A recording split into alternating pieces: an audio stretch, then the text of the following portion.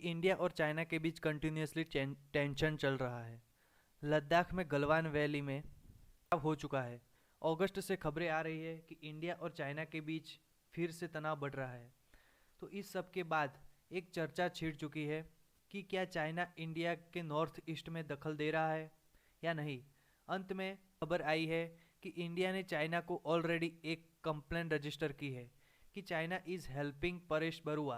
परेश बरुआ एक उल्फा है जो United liberation front of Assam, जो एक विद्रोही ऑर्गेनाइजेशन है, आसाम से उनको शरण दे रहे हैं। अब तक चाइना की तरफ से कोई रिप्लाई नहीं आया है। आप देख सकते हैं कि एक सीनियर जर्नलिस्ट राजीव भट्टाचार्य ने कहा है कि China continues to allow ULFA chief of staff Paresh Barua to live in Yunnan and maintains tie with the top leaders of the PLA Manipur.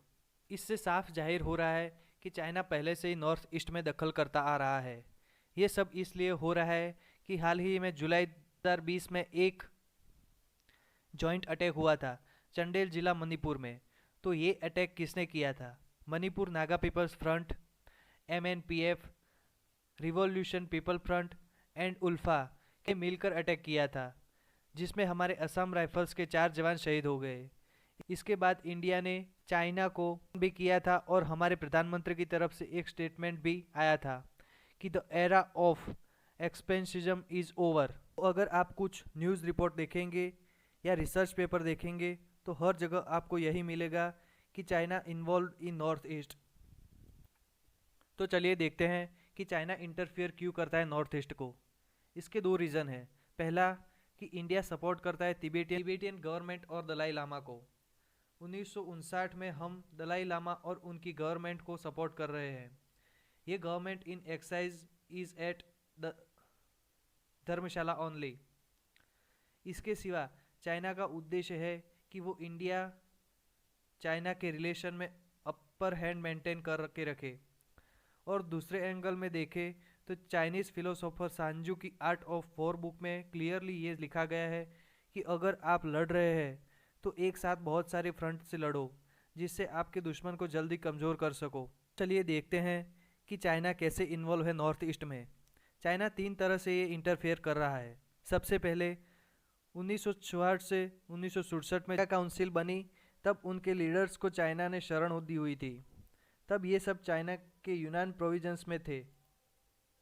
जब 1975 में हमारा शिलांग अकॉर्ड साइन हुआ तब ये चाइना में थे, और जब वापस आए तो उन्होंने NSCN बनाया, जो आज भी इंडिया को प्रताड़ित कर रहा है।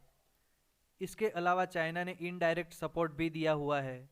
चाइना म्यांमार को इस्तेमाल करता है। म्यांमार में एक दक्षिण इंडिपेंडेंट आर्मी है जिसका China arms and ammunition supply करता है, जिसने PLA और उल्फा के लोगों को ट्रेन किया है। इसके अलावा चाइना का तीसरा तरीका है सपोर्ट और स्मगलिंग। अगर आप PLA के बारे में एक बात करें तो चाइना की आंख और कान कहा जाता है। वे इन संगठनों को मनी भी सप्लाई करते हैं। तो अभी सवाल ये है कि जो हमारी चाइना के साथ झड़प चल रही है, जिसके चलते क्या चाइना नॉर्थ ईस्ट को सपोर्ट बढ़ाएगा, ये तो समय ही बताएगा। पर एक बात तो तय है कि ये विद्रोही दल एक मॉन्स्टर की तरह है जो कुछ जगाता है, बाद में उसी को शिकार बनाते हैं। इसका सबसे उम्दा उदाहरण है तालिबान। US ने तालिबान को बहुत सपोर्ट किया, पर अब तालिबान ने US को कितना ज़्यादा परेशान कर रखा है और चाइना भी ये जानता है। पिछले 4-5 दशकों से हमने देख रहा है कि चाइना को काफ़ी ज़्यादा इन्वॉल्वमेंट किया है, पर क्या आगे भी ये करता रहेगा, ये तो समय ही बताएगा। पर अभी हमारी लद्दाख में चाइना के साथ झड़प हुई, उसके बाद नॉर्थ ईस्ट में चाइना की गतिविधियाँ बढ़ सकती है। वैसे भी नॉर्थ वेस्ट में पाकिस्तान की हरकतें चालू ही है, जो इनडायरेक्टली चाइना ही है। तो ऐसे में हमारी सुरक्षा एजेंसियों को ज़्यादा सतर्क रहना चाहिए कि एक फ्रंट नॉर्थ ईस्ट में भी ओपन हो सकता है। इस बारे में कोई अपडेट होगा तो हम उस पर वीडियो बनाते रहेंगे। Thank you for watching. जय हिंद।